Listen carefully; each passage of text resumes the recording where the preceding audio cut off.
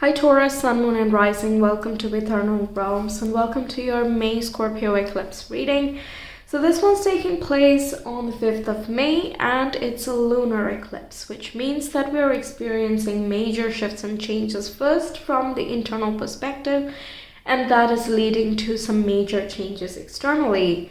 Meanwhile, in the solar eclipse we had in Aries, which took place on the 20th or the 21st of April, depending on where you stay, that is going to be more external situations that trigger internal emotions or thoughts. So let's get into this and discover what exactly is unfolding for you here. Now, I should mention that there is Mercury, which is still in retrograde at this time. It went retrograde right after the first eclipse. And by the way, the two eclipses kind of have a harmony, kind of the two sides of the same coin. So I would suggest you watch that video if you have not. But right after the solar eclipse, Mercury went retro, so we are having to process all of these major changes very deeply internally, and we don't quite know how it is going to shape out in the external reality. And on top of that, we have this May eclipse as well, right? So both eclipse seasons and their revelations are coming from the inside out, and Mercury is helping us process that. But there will be some sense of confusion or fogginess that comes with this whole situation. Give it some time, around like after the mid of May and so on, it is going to start clearing up bit by bit. Okay, so just be patient with yourself. All right, so let's see. We have Judgment coming up for you first. Okay, then we have the Ace of Swords. We have the Justice. We have the Queen of Wands. Nice. Because we have this fire sign here, we have the Nine of Swords as well. Okay, so let's I'm gonna mention a couple more things for you guys. Uranus is in Taurus since forever now, all right?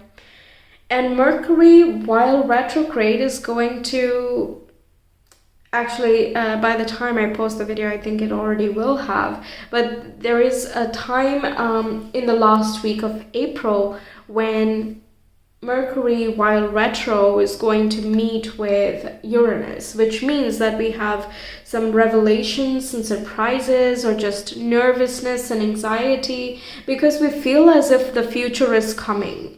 Okay, the future is here, future is now, the future is coming. All of these things, we have that internal feeling, and there is a simultaneous anticipation and also fear in a way of what might happen. It's more nervousness and anxiety, okay, which the Nine of Swords is representing here.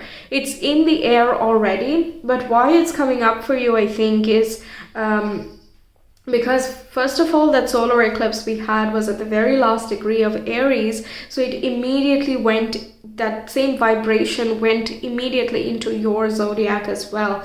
There was that cusp effect, is like there's a sense of urgency, we need to do something about things, and at the same time we prize our comfort zone a lot, okay? On the plus side, that leads to stability, security, and a lot of promising growth in a material and other senses.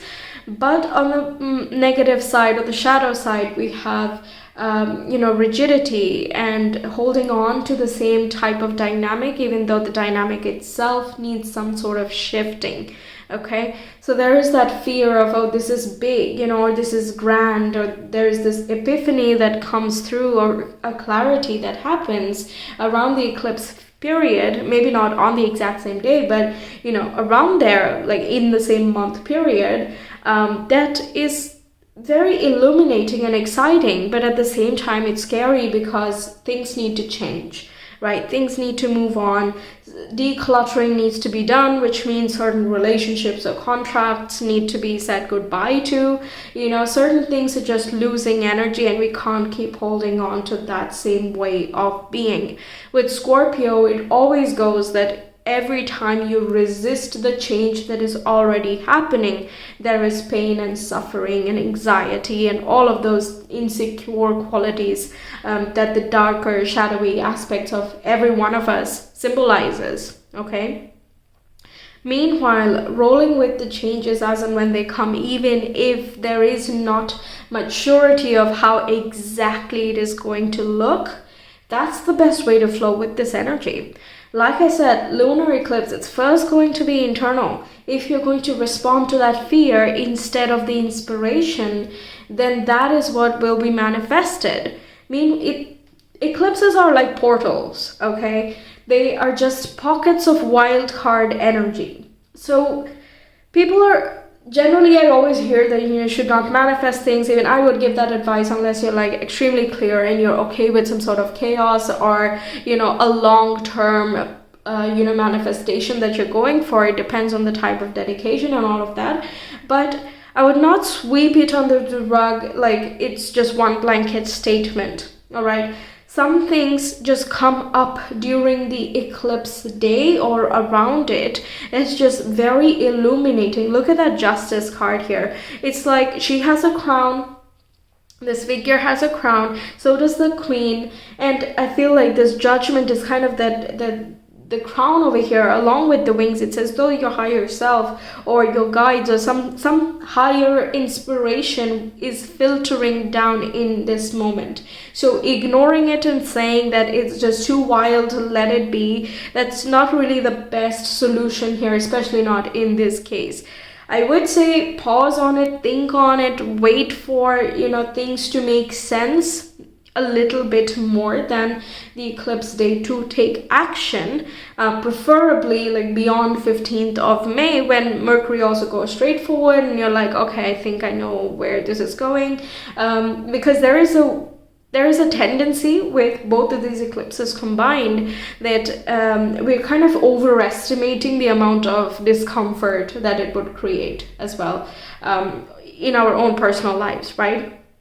Of course, it's big for each and every one of us. Of course, there is some meaningful changes and balancing, healing, regrowth, and all of that going on. And that is a major situation. But the way that we build it up in our heads that, oh my God, this change is going to be so huge and drastic that I have to leave my country, leave my people, drop the job. And it's not such sweeping changes in that way such that it's kind of hindering our own sense of security, okay? There is a shakeup, but it's not destroying anything because I don't see the Tower card here for you. It's a clarity that helps you balance things out, right? And that balancing act needs some sort of either cooperation or acceptance or release, healing, something like that is going on here.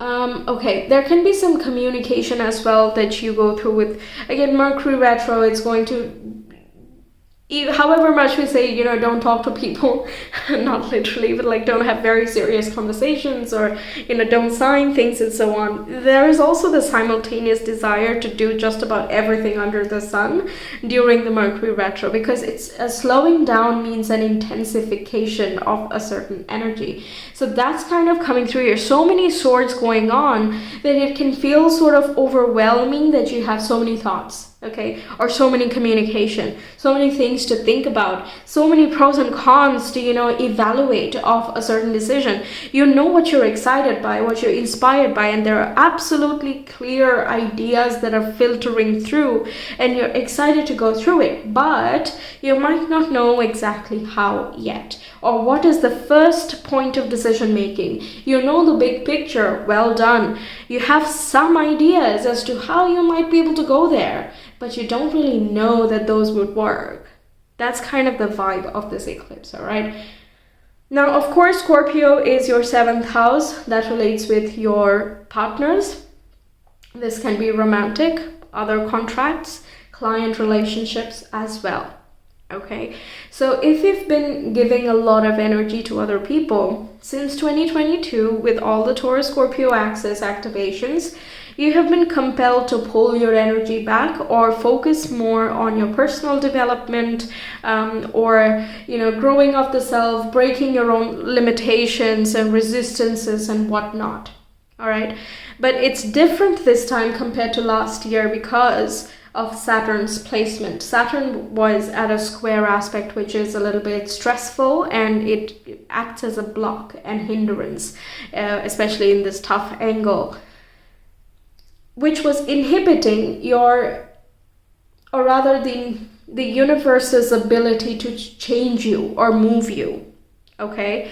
Uranus being in your sign was squaring with Saturn over there. So Uranus wants to charge forward and create some progressions. Meanwhile, Saturn is like, no, not yet.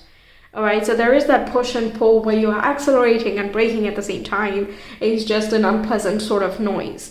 But this time, Saturn is not stopping Uranus. So you can see the future, and the future is ready to open up. And now there is the nervousness of, oh my God, it's all going to be different. You can't go backward. You can only move forward. All right. Okay, so let's see your feather messages and see what else we have.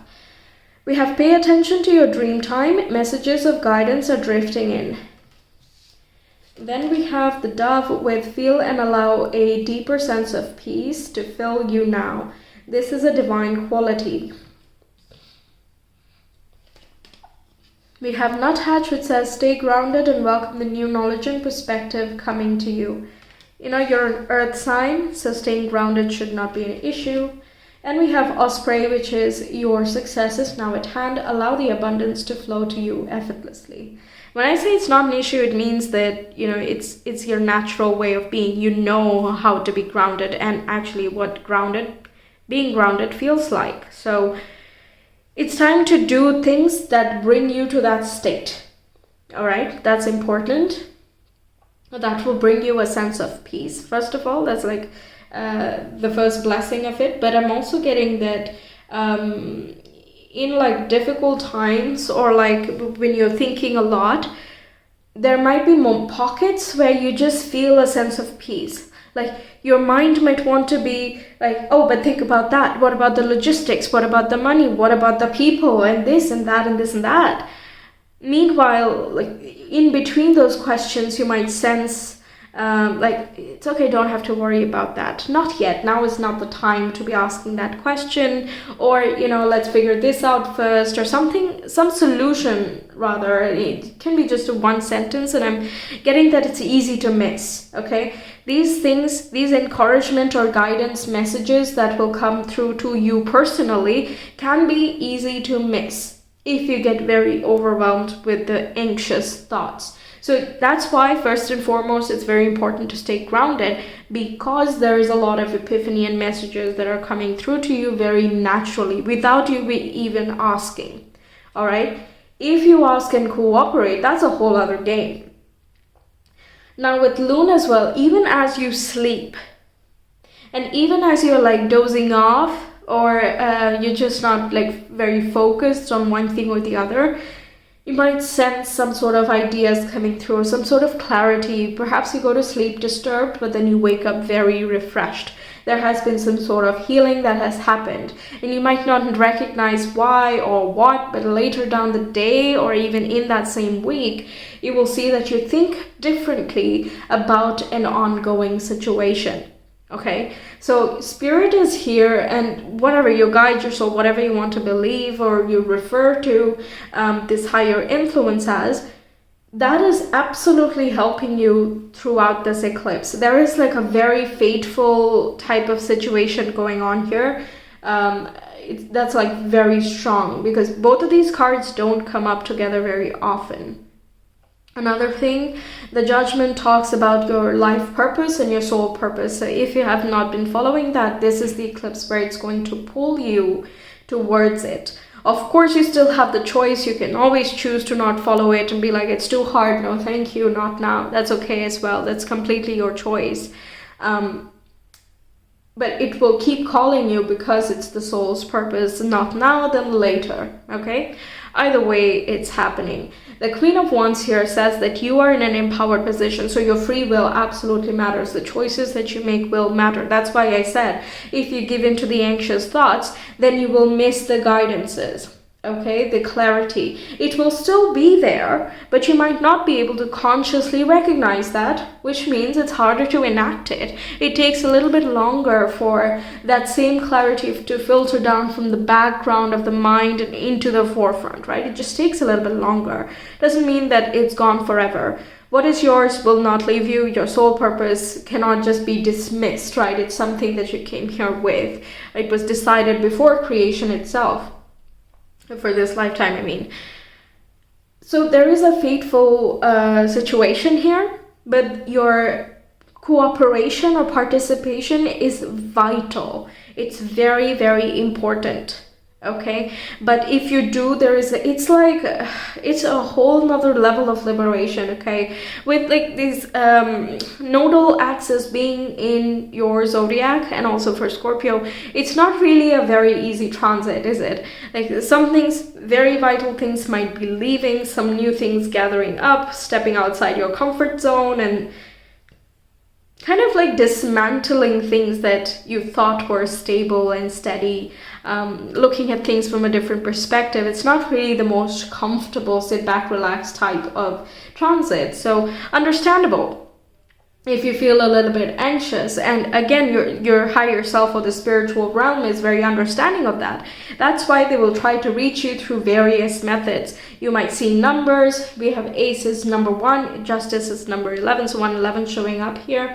Also the Loon and the Dove both relate with the spiritual realm, so there will be like feelings you get or epiphanies that come through, conversations you have which have some nugget of inspiration or ideas, and also your dreams. There are many things kind of overlapping and working together to bring something to reality here. If you have made your manifestations, I'm hearing your word shall be done.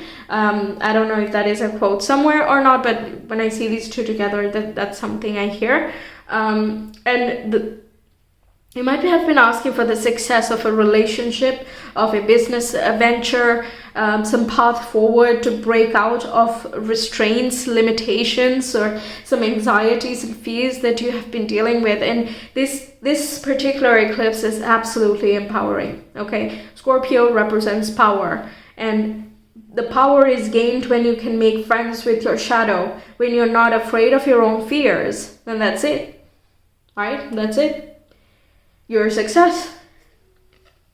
Very nice.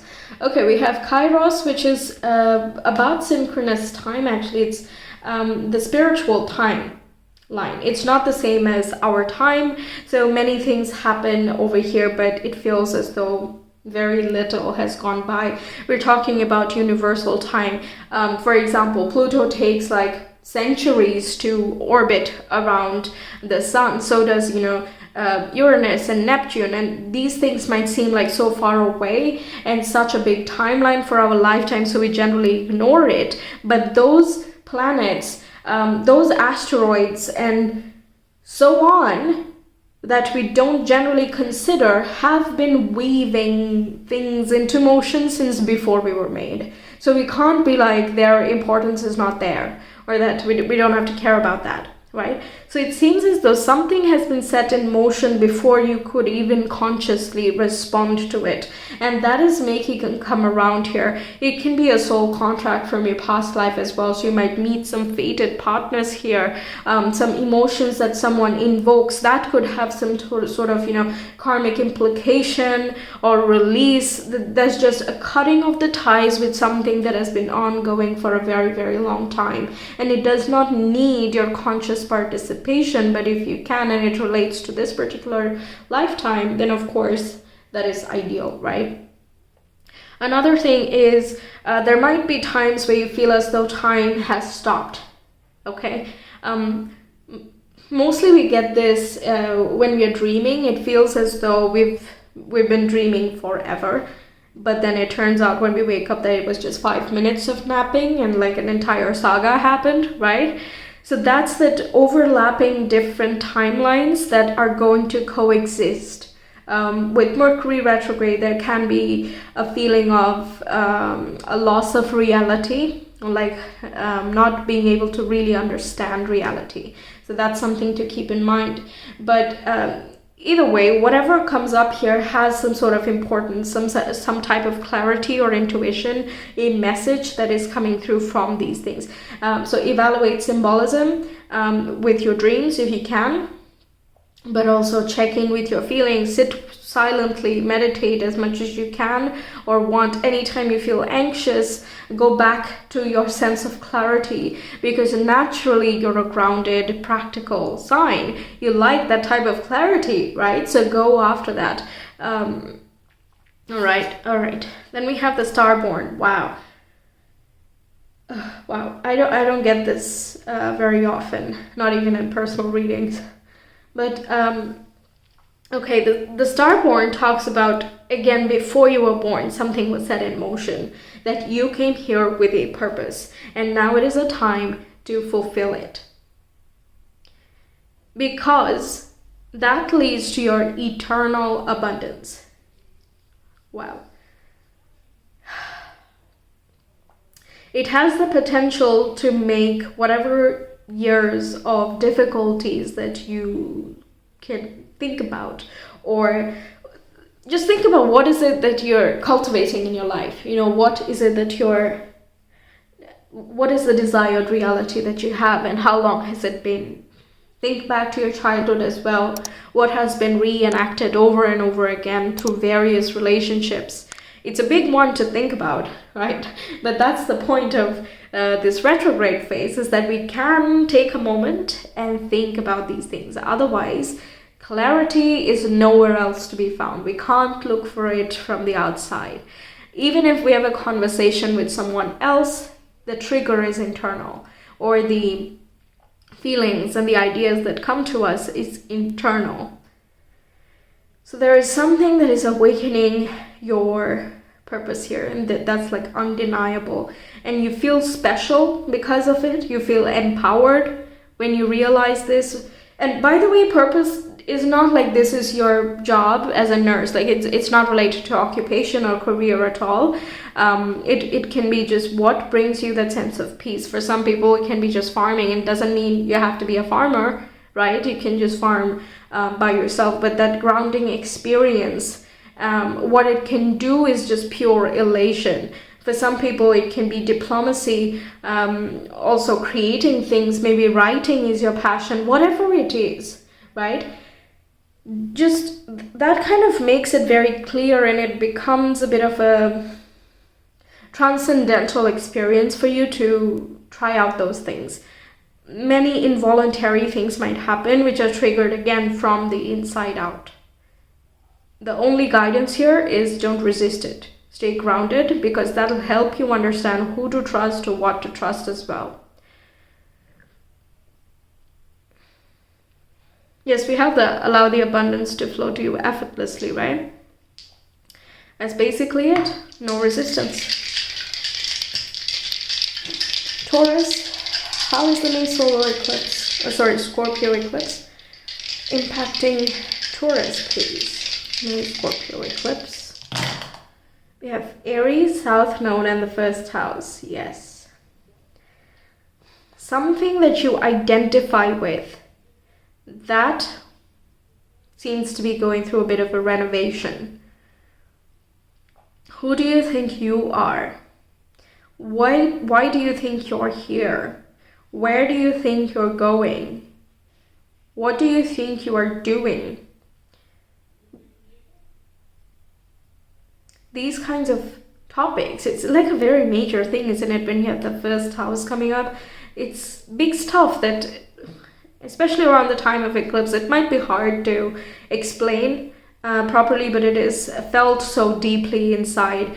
Also, the South Node talks about past life karmic experiences, or connections that you have met in previous lifetimes, and might have some sort of reminiscence from your childhood as well. So you might have had a friend when you were a child who reminds you, or rather a new person you meet reminds you of that friend. Let's say from when you were 5 years old or 7 years old or something, and you are instantly taken back to that particular timeline, and you're like, I used to want this back then. I used to have these dreams, and I don't know why I'm telling you this, but you remind me of that person, or something like that, where you're taken back.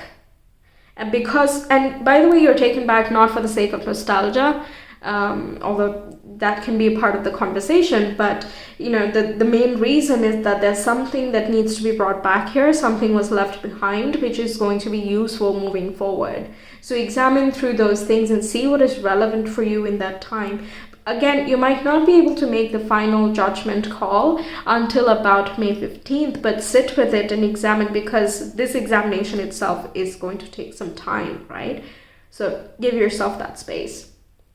So that's what I have for you, Taurus. Thank you so much for being here. I really hope the reading resonated and that it helps you out. Make sure to check the solar eclipse reading. It'll give you the first half of what this means for you, what is happening in your external world as well in the coming 4 to 6 months. It gives you a lot more perspective. If you want a personal reading, you can reach me via Etsy. The link is in the description box in the comment below. I will see you some other time. Until then, take care. Bye.